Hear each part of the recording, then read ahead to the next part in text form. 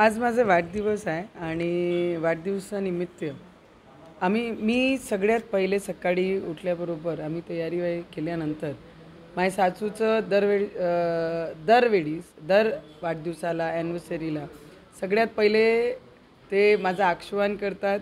केल्यानंतर मी त्यांचे आशीर्वाद घेते सासू सासऱ्यांचा आणि मोठे जेवढे परिवार आहे आणि मग माझ्या दिवसाची सुरुवात करते. माझ्यासाठी माझे खरे देव माझे आई वडील आणि माझे सासू सासरे.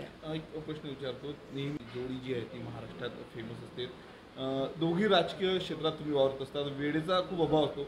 कधी रविभाऊनी नेलं वाढदिवसाच्या दिवशी सेलिब्रेशन वगैरे?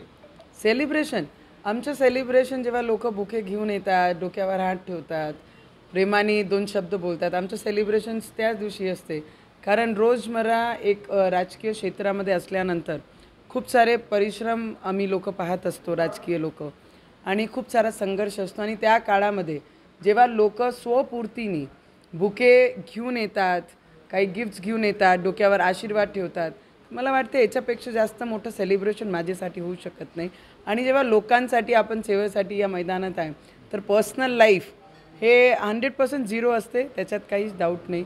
हां, रवीजी जेव्हा प्रेमाने 2 शब्द असं म्हणतात की वाढदिवसाची खूप शुभेच्छा, खूप पुढे जाशील, तर मला वाटते जीवनातला सगळ्यात मोठं गिफ्ट त्यांचे ते 2 शब्दात असते. आणि ते घेऊन मी माझी सुरुवात करते वाढदिवसालाही सुद्धा.